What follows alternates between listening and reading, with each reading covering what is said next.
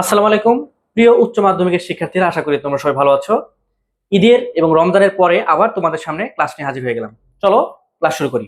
আজকের অ্যালগরিদমটি হচ্ছে ত্রিভুজের ক্ষেত্রফল ও পরিসীমা নির্ণয়ের অ্যালগরিদম। ত্রিভুজের ক্ষেত্রফল এবং পরিসীমা নির্ণয়ের অ্যালগরিদম। চলো শুরু করি। দেখো, যেহেতু আমরা অ্যালগরিদম করতেছি, সুতরাং এখানে কিন্তু স্টেপ থাকবে। তো প্রথম স্টেপটা হচ্ছে কিন্তু স্টার্ট। তোমরা সবাই জানো যে প্রথম অবশ্যই স্টার্ট করতে হবে, শুরু করতে হবে। এটা হচ্ছে অ্যালগরিদমের সিস্টেম। দ্বিতীয় ধাপটি হচ্ছে ইনপুট ধাপ। আচ্ছা, এখন কথা হলো যে ত্রিভুজের ক্ষেত্রফল এবং পরিসীমা নির্ণয়ের জন্য কোন কোন ইনপুট গ্রহণ করতে হবে, মানে কোন কোন চলক ব্যবহার করা হয়। তো দেখো, সূত্রটা কিরকম। আমরা জানি ত্রিভুজের ক্ষেত্রফলের সূত্র হচ্ছে হাফ গুণন ভূমি গুণন উচ্চতা। ভূমি গুণন উচ্চতা। তাহলে দেখো, এখানে বি এবং এইচ, বি কে ভূমি এবং এইচ কে আমি হাইট ধরে নিলাম, উচ্চতা ধরে নিলাম।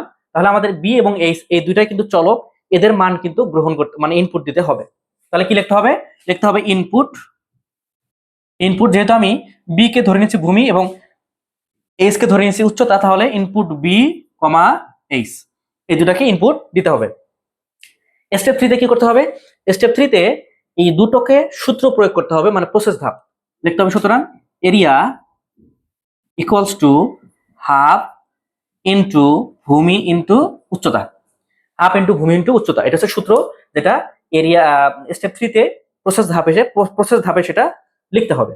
এরপর যেহেতু আমরা এরিয়াটা পেয়ে গেছি, সুতরাং আমাদের লিখতে হবে প্রিন্ট প্রিন্ট এরিয়া, এবং সর্বশেষ লিখতে হবে স্টপ। যেহেতু প্রোগ্রামটি শেষ, সুতরাং এখানে স্টপ দিয়ে প্রোগ্রামটি শেষ করতে হবে। এই হচ্ছে ত্রিভুজের ক্ষেত্রফল। এবার আসি পরিসীমায়। তো পরিসীমাটা কি? ত্রিভুজের পরিসীমার সূত্র হচ্ছে যে যদি এটা ত্রিভুজ হয় তাহলে এটার ক্ষেত্রফল হচ্ছে হাফ গুণন ভূমি গুণন উচ্চতা। তাহলে এইটা পরিসীমার সূত্র হচ্ছে 3 বাহুর যোগফল।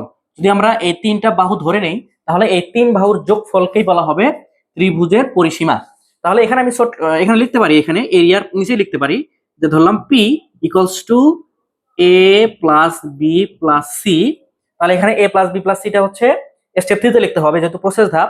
সুতরাং এই পিটা হচ্ছে এখানে পরিসীমা, কার? ত্রিভুজের পরিসীমা। তাহলে প্রিন্ট এরিয়া কমা পি। তাহলে তখন কিন্তু এরিয়া এবং অর্থাৎ ক্ষেত্রফল এবং পরিসীমা দুটোই সে প্রিন্ট করবে, যেহেতু আমি সূত্র এখানে লিখছি। আশা করি সবাই বুঝতে পেরেছো। সবাইকে ধন্যবাদ। আসসালামু আলাইকুম।